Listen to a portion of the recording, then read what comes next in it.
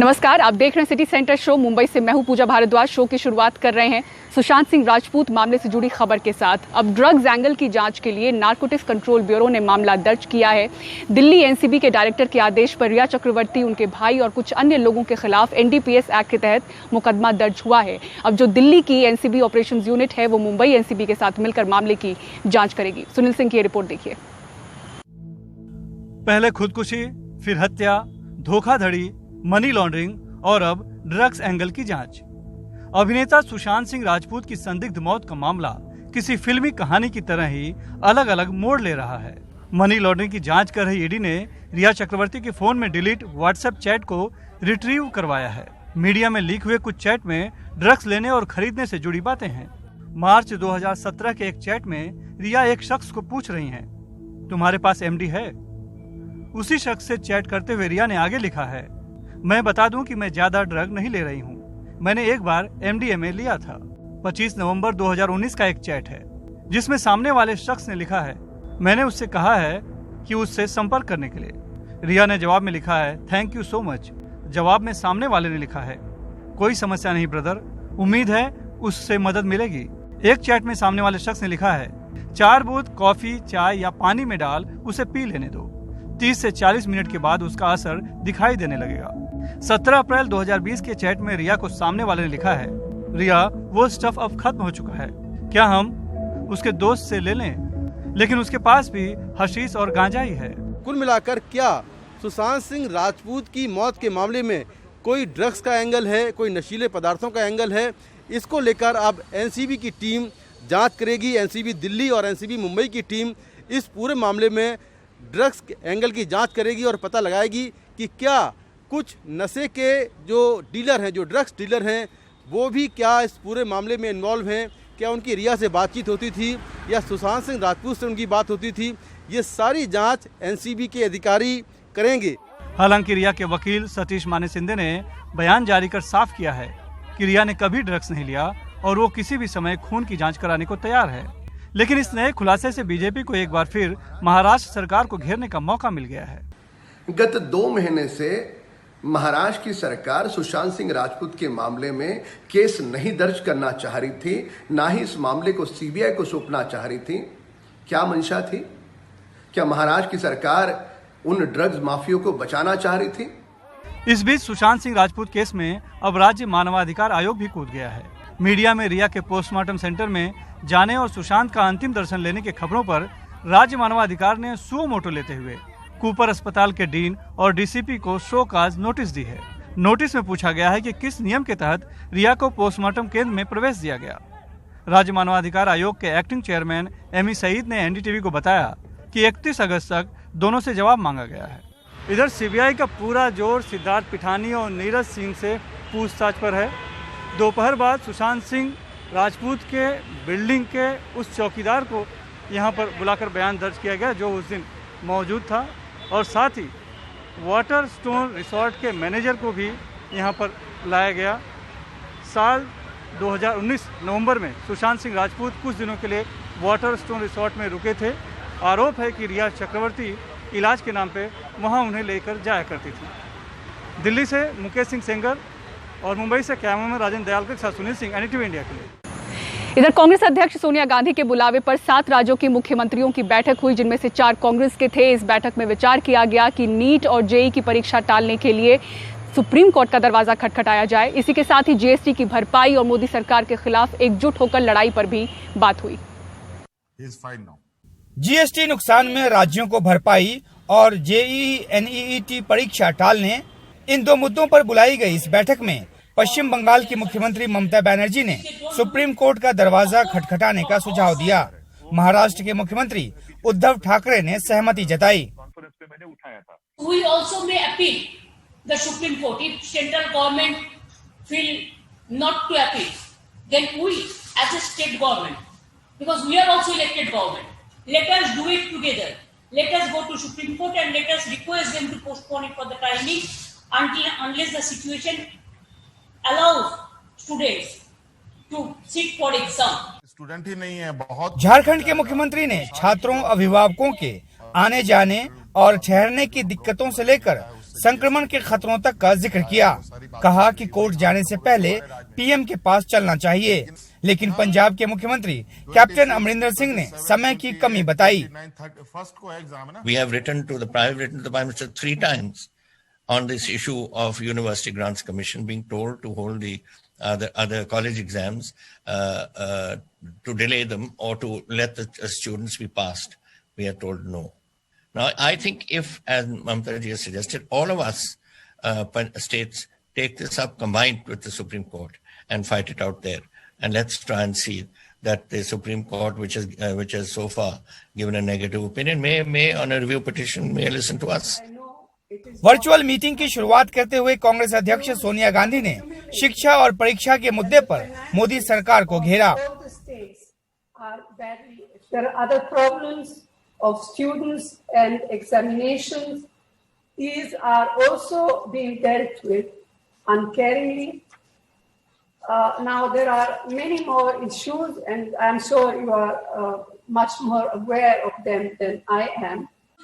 Lockdown और आर्थिक मंदी की वजह से राज्यों को जीएसटी में हुए नुकसान की भरपाई केंद्र सरकार करे, बैठक में इसे भी उठाया गया।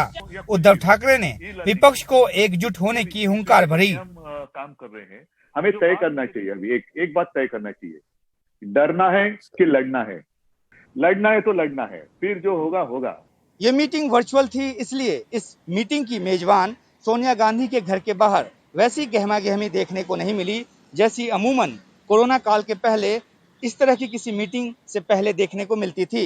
लेकिन इस मीटिंग में जीएसटी और जेईई एनईईटी एग्जाम के अलावा जो एक ज्यादा बड़ा मैसेज निकलकर सामने आया वो ये कि सोनिया गांधी एक ऐसी नेता हैं जिनके नेतृत्व में विपक्ष के दूसरे दल और दूसरी सरकारें एकजुट होकर मोदी सरकार से टक्कर लेने को इच्छुक हैं। नई दिल्ली में उमाशंकर सिंह, एनडीटीवी इंडिया। इधर महाराष्ट्र सरकार ने महाराष्ट्र लोक सेवा आयोग से जुड़ी सारी परीक्षाएं रद्द कर दी हैं। मुख्यमंत्री दफ्तर से किए गए ट्वीट में कहा गया कि कोविड संकट की वजह से महाराष्ट्र लोक सेवा आयोग के सभी इम्तिहान अगली तारीख तक स्थगित किए जाते हैं। समय पर बदला हुआ शेड्यूल जारी किया जाएगा। कोरोना महामारी के वक्त नीट और जेईई परीक्षा करवाए जाने को लेकर लगातार विरोध बढ़ता जा रहा है। छात्र अभी भी इस उम्मीद में बैठे हैं कि कहीं ना कहीं सरकार का शायद मन बदले और इन परीक्षाओं को आगे के लिए टाला जाए। इस बीच एनएसयूआई ने नीट और जेईई परीक्षाओं को टालने के लिए प्रदर्शन किया। छात्र संगठन महामारी के दौरान इन परीक्षाओं को कराने के विरोध में भूख हड़ताल पर बैठ गए। पोस्टपोन नीट एग्जाम के बोर्ड लेकर छात्र संगठन ने यह साफ कहा कि ऐसे वक्त में छात्रों का एक राज्य से दूसरे राज्य तक सफर करना मुश्किल है। इधर तमाम उठापटक के बीच शिक्षा मंत्रालय ने साफ कर दिया कि नीट और जेईई परीक्षाओं को लेकर मंत्रालय पुनर्विचार नहीं करने जा रहा। नेशनल टेस्टिंग एजेंसी के मुताबिक बच्चों का साल बचाने के लिए परीक्षाएं कराना जरूरी है। सुप्रीम कोर्ट ने भी कहा है कि परीक्षाएं कराएं। अनलॉक 4 की प्रक्रिया सितंबर से शुरू हो रही है। ऐसे में इंजीनियरिंग और मेडिकल के सत्र को और नहीं टाला जा सकता। बहुत सारे निजी और विदेशी विश्वविद्यालयों ने अपना सत्र ऑनलाइन कक्षाओं के माध्यम से शुरू कर दिया है। ऐसे में सरकार पर निर्भर छात्रों के साथ अन्याय नहीं किया जा सकता। एनटीए को परीक्षाएं कराने के लिए कहा है। परीक्षाओं में कड़ाई के साथ गाइडलाइंस का पालन कराया जाएगा। नीट और जेईई परीक्षा के दौरान बच्चों को कोरोना से खतरे का डर है और किन किन समस्याओं के बारे में वो बात कर रहे हैं, आलोक पांडे की इस रिपोर्ट में देखिए। देश भर से छात्र और उनके माँ बाप ये सवाल पूछ रहे हैं कि जब इतनी बड़ी महामारी फैली हो तो सितंबर में दाखिले के इम्तिहान करवाने पर सरकार क्यों अड़ी है। 21 साल के प्रशांत पटेल नीट के लिए बैठ रहे हैं, जिनका परीक्षा केंद्र 300 किलोमीटर से ज्यादा दूर लखनऊ में है। उत्तर प्रदेश की राजधानी में राज्य के सबसे ज्यादा 6,500 मौजूदा मामले हैं और 303 लोगों की मौत हो चुकी है। एग्ज़ाम सेंटर के बाहर बहुत सारी भीड़ होगी। जैसा कि आपको पता है, हम पेरेंट्स के साथ जाएंगे तो वहाँ पे और भी सारे पेरेंट्स लोग आएंगे, तो वहाँ पे खूब सारी भीड़ होगी, तो हम वहाँ पे संक्रमित हो सकते हैं और यह काफ़ी जोखिम भरा काम होगा। तो हम चाहते हैं कि एग्ज़ाम को पोस्टपोन कर दिया जाए, क्योंकि इस समय मेंटल प्रेशर की वजह से हमारी पढ़ाई भी नहीं हो पा रही है अच्छे से। इस समय कोरोना काल चल रहा है और 13 सितंबर को जो है पेपर है नीट का, तो बच्चे को साथ लेकर के लखनऊ जाना मऊ से तो बहुत मुश्किल काम है, क्योंकि साधन नहीं है। बस से जाना पड़ेगा, कभी कभार बस मिलती हैं और उसमें जो है दिक्कत होगी संक्रमित होने की। नेपाल से सटे सीमावर्ती जिले सिद्धार्थ नगर में हसन अरकाम, आर्यन चौधरी और यहिया खान नीट की तैयारी कर रहे हैं, लेकिन ये और इनके परिवार वाले अलग अलग वजहों से परेशान हैं। चूँकि अब अपनी प्राइवेट गाड़ी तो है नहीं, तो हमें गाड़ी हायर करनी पड़ेगी, जिसका 7,000 के करीब हमें उसका देना पड़ जाएगा। तो फाइनेंशियली तो अभी लॉकडाउन की वजह से सब जगह मतलब प्रॉब्लम हो ही रही है। तो सर वहाँ पहुँचने पर बच्चों के लिए मतलब हम लोग अंदर से सेफ्टी फील नहीं कर रहे हैं कि बच्चे वहाँ किस उसमें कैसे एग्ज़ाम देंगे। सरकार तो कह रही है कि मतलब वहाँ पूरी सुविधा मिलेगी बच्चों को। एग्ज़ाम्स मई में होने थे, उस हिसाब से हम लोग ने प्रिपरेशंस की थी, लेकिन फिर उसके बाद डेट्स 2 बार पोस्टपोन होने के बाद मतलब धीरे धीरे स्ट्रेस बढ़ने लगा और फिर प्रिपरेशन भी लूज़ होने लगी। और जिस हिसाब से प्रिपरेशन कोटा में होती थी, यहाँ पर उस तरह से पढ़ाई नहीं हो पा रही थी। पश्चिमी उत्तर प्रदेश के हापुड़ में भी छात्र परेशान हैं।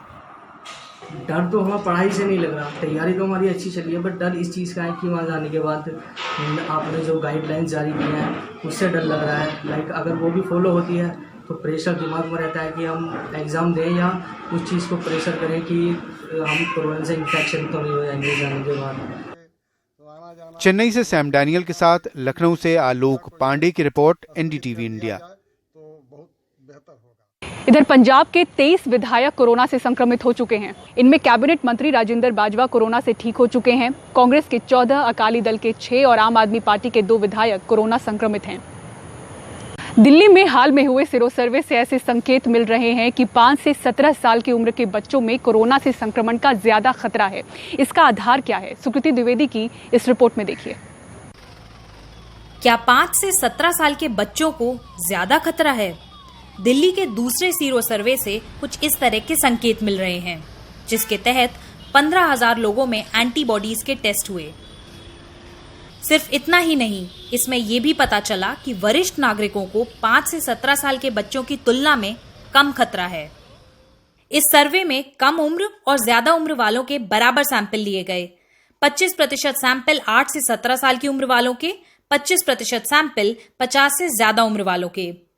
8 से 17 साल की उम्र वालों में संक्रमण की दर 34.7% दिखी, जबकि 50 साल से बड़े लोगों में यह दर 31.2% थी।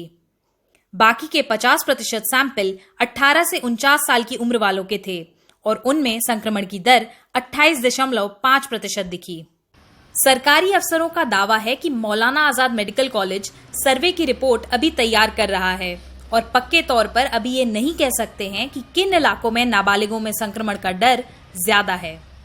ये बच्चे जिनको इन्फेक्शन हो जाता है, स्पेशली जो थोड़े से पुअर सोशो इकोनॉमिक स्टेटा में है, जहाँ बहुत क्राउडेड एरिया में रहते हैं, वहाँ पे hand washing, social distancing, mask पहनना, वो सब करना, बच्चे तो वैसे भी छोटे बच्चे नहीं मानते इन बातों को, और एसिम्प्टोमेटिक बच्चे जिनको कोई सिम्टम नहीं है वो बाहर जाके खेलते हैं और अपने भाई बहन और आसपास के बच्चों में वायरस फैलाते हैं। और यही कारण है कि बच्चों में एंटीबॉडी लेवल काफ़ी हाई पाए गए हैं। तो इसका एक कारण ये हो सकता है कि क्योंकि पहले पूरा लॉकडाउन था और बच्चे और सब लोग घर में ही सीमित थे। जैसे जैसे मूवमेंट्स बढ़ी, घर से बाहर निकलना लोगों ने शुरू किया, तो उससे एक्सपोजर बढ़ा और उससे सीरो पॉजिटिविटी के रेट बच्चों में ज़्यादा देखने को मिले। दिल्ली सरकार ने कहा है कि हर महीने सीरो सर्वे करवाया जाएगा ताकि इन्फेक्शन किस तरह से फैल रहा है इसे बेहतर तरीके से समझा जा सके। अगला सीरो सर्वे 1 सितंबर से करवाया जाएगा। नई दिल्ली से कैमरा पर्सन मोहम्मद मुरसलिन के साथ सुकीर्ति द्विवेदी, एनडीटीवी इंडिया के लिए। हमारे युवा कोरोना वायरस से सुरक्षित नहीं है, इस ओर इशारा करता हुआ मुंबई से भी एक रिपोर्ट देखिए, जहां 20 से 29 साल के 106 युवाओं की कोरोना वायरस से मौत हो चुकी है। एक्सपर्ट्स कारण बता रहे हैं, देखिए। जिस देश में 59,000 से ज्यादा मौतें हो चुकी हों, सोशल डिस्टेंसिंग और मास्क पहनने के सख्त नियम लागू हों, वहाँ ये तस्वीरें बताती हैं कि कोरोना पर अब तक काबू क्यों नहीं पाया जा सका। ये उसी मुंबई का नजारा है जहां 20 से 29 साल की उम्र वाले 106 युवाओं की कोरोना से अब तक जान जा चुकी है। वहीं 30 से 39 साल की उम्र वाले 299 मरीजों की जिंदगियां कोरोना छीन चुका है। यानी साफ है, युवा खुद को कोरोना से सुरक्षित ना समझें। अगर आप देखें हमारे हॉस्पिटल में अब तक हमने अबाउट 900 प्लस पेशेंट्स ट्रीट किए हैं, जिसमें से 10 to 15% यंग एडल्ट्स थे between the age of 20 to 30 years. 1 या 2 डेथ्स जो हमारे पास हुए उसमें भी कोमॉर्बिडिटीज काफी थे, यानी उनको ब्लड प्रेशर था, डायबिटीज था, और 2 ही डेथ्स हमारे पास हुए हैं जो 40 एज के नीचे थे, और उनमें किडनी का भी प्रॉब्लम था, जो डायलिसिस पे भी थे पेशेंट्स, और रिपोर्ट भी लेट किए थे। डॉक्टर बताते हैं कि कोरोना के गंभीर युवा मरीजों में करीब 40% लोग मोटापे से परेशान थे। मुंबई की फास्ट लाइफ और फास्ट फूड इसकी बड़ी वजह है। मुंबई की लाइफस्टाइल भी एक कारण हो सकती है, बिकॉज मुंबई एक मेट्रो सिटी है जहाँ पे फास्ट लाइफ है। भाग दौड़ की जिंदगी में लोग ज्यादा फास्ट फूड की तरफ जाते हैं, जैसे पिज्जाज, बर्गर्स, जिसके वजह से वेट और ज्यादा बढ़ जाता है। स्ट्रेस भी काफी रहता है, कंपटीशन काफी है मेगा सिटी में, उसके वजह से भी डायबिटीज और ब्लड प्रेशर का इंसिडेंस आजकल यंग लोगों में ज्यादा दिखाई देता है। बीएमसी के कोविड सेंटर में सेवा दे रहे डॉक्टर अशहर शेख बताते हैं कि बिना बीमारी वाले युवाओं को भी कोरोना नहीं छोड़ता। मीडिया की वजह से ही कि यंग लोगों को कुछ नहीं हो रहा है, जो भी हो रहा है बुड्ढों को हो रहा है या बुजुर्ग लोगों को हो रहा है या जिनको कब तकलीफ है। तो अगर मुझे नहीं भी है कोई तकलीफ, मैं अगर हाइपरटेंसिव नहीं हूँ, मैं डायबिटिक नहीं हूँ, या मुझे मैं मोटा भी नहीं हूँ, मुझे ओबेसिटी भी नहीं है, तो फिर भी मुझे होने के बहुत चांसेस हैं वायरल लोड के ऊपर। अगर मैं बहुत सारे कोरोना संक्रमित लोगों के पास जा रहा हूं और उनसे बात कर रहा हूं बिना अपनी खुद की प्रोटेक्शन के, मैं मास्क नहीं यूज़ कर रहा हूं, मैं सोशल डिस्टेंसिंग का पालन नहीं कर रहा हूं, मैं उसकी धज्जियां उड़ा रहा हूं, तो मुझे वायरल लोड बहुत ज़्यादा आता है। और ये वायरल लोड जब बहुत ज़्यादा बढ़ जाता है बॉडी में, तो फिर मेरी बॉडी उसको इतनी ज़्यादा अच्छे से काउंटर नहीं कर पाती है, और जब ये काउंटर नहीं कर पाती है तब फिर वैसे इंडिविजुअल्स बहुत जल्दी मतलब कोरोना वायरस से एकदम ये डिफिकल्ट उनको हो जाता है। मुंबई में 20 से 29 साल के बीच के 18,980 युवा अब तक वायरस से संक्रमित हुए हैं। जानकारों के मुताबिक युवाओं को खास तौर से ध्यान रखना जरूरी है, क्योंकि इनमें 80% से ज्यादा लोगों में लक्षण नहीं दिखते, पर इनके अंदर गया वायरस लोगों को तेजी से संक्रमित करता है। मुंबई से पूजा भारद्वाज की रिपोर्ट, एनडीटीवी इंडिया के लिए। और दिल्ली में एक बार फिर से कोरोना वायरस से संक्रमित मरीजों का आंकड़ा बढ़ता हुआ दिख रहा है। 1.5 महीने के बाद सबसे ज्यादा मामले एक दिन में सामने आए हैं, जिसके बाद मुख्यमंत्री अरविंद केजरीवाल ने यह तय किया है कि हर रोज जो टेस्ट हो रहे हैं उसे दोगुना किया जाएगा। दिल्ली में कोरोना के मामले अचानक बढ़े तो मुख्यमंत्री अरविंद केजरीवाल ने बुधवार सुबह ही अपने घर आपात समीक्षा बैठक की और कई अहम फैसले किए। अगले एक हफ्ते में रोजाना टेस्ट की संख्या 20,000 से बढ़ाकर 40,000 की जाएगी। ठीक होने के बाद जिन लोगों को जरूरत होगी उनको मुफ्त पल्स ऑक्सीमीटर और ऑक्सीजन कॉन्सेंट्रेटर दिए जाएंगे। मास्क ना पहनने और दूरी के नियम का पालन ना करने वालों पर सख्ती की जाएगी। आज की डेट में टेस्ट लगभग 20,000 टेस्ट पर डे होते हैं, इसको हम एक हफ्ते के अंदर 40,000 टेस्ट पर डे करेंगे। हमारी स्ट्रेटेजी यही रहेगी जो पहले थी, test and isolate, test and isolate. जितने लोग हैं उनको एग्रेसिव तरीके से चिन्हित करके, जितने कोरोना के मरीज हैं उनको एग्रेसिव तरीके से चिन्हित करके और उनको आइसोलेट किया जाए, तो टेस्ट्स की संख्या एक तो डबल कर रहे हैं। बीते 10 दिनों में कोरोना के मामले कुछ इस तरह बढ़े हैं। 16 अगस्त को 652 मामले सामने आए थे, 17 अगस्त को 787, 18 अगस्त को 1,374, 25 अगस्त को 1,544 और 26 अगस्त को 1,693 मामले सामने आए, जो 11 जुलाई के बाद सबसे ज्यादा हैं। हालांकि मुख्यमंत्री अरविंद केजरीवाल का कहना है कि सरकार बढ़े मामलों से निपटने को तैयार है। तो टेस्टिंग बहुत जरूरी है, सब लोग टेस्टिंग भी कराओ और सब लोग मास्क भी पहनो और सब लोग सोशल डिस्टेंसिंग का पालन करो। दिल्ली में पिछले दिनों कोरोना के मामले लगातार घट रहे थे, जिसकी वजह से बहुत से लोगों के जहन से कोरोना का डर ऐसा निकला कि हाथ जोड़कर नमस्ते करने वाले लोग हाथ मिलाने लगे थे। आपको डर नहीं लगता, ये अच्छी बात है, लेकिन सतर्क रहें और सावधानी जरूर बरतें, क्योंकि कोरोना कहीं गया नहीं है। दिल्ली से मैं शरद शर्मा, एनडीटीवी इंडिया।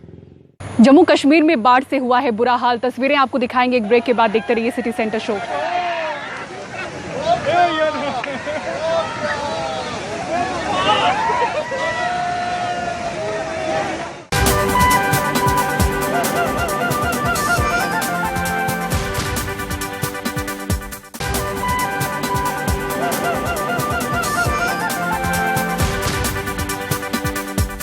और अब आइए आपको दिखाते हैं जम्मू कश्मीर के कई इलाकों में किस तरह से भारी बारिश और बाढ़ की वजह से तबाही मची हुई है। गढ़ीगढ़ में भारी बारिश के चलते पुल का एक हिस्सा ढह गया। पुल के हिस्से के ढह जाने से आवाजाही पूरी तरह से बंद हो गई है। वीडियो में देखा जा सकता है कि भारी बारिश के चलते नदी उफान पर है और देखते ही देखते पुल का हिस्सा ढह जाता है। राहत की बात ये रही कि इस दौरान पुल पर कोई गाड़ी मौजूद नहीं थी। पूंछ में बाढ़ की वजह से हर तरफ पानी ही पानी दिखाई दे रहा है। नदियां खतरे के निशान से ऊपर बह रही हैं।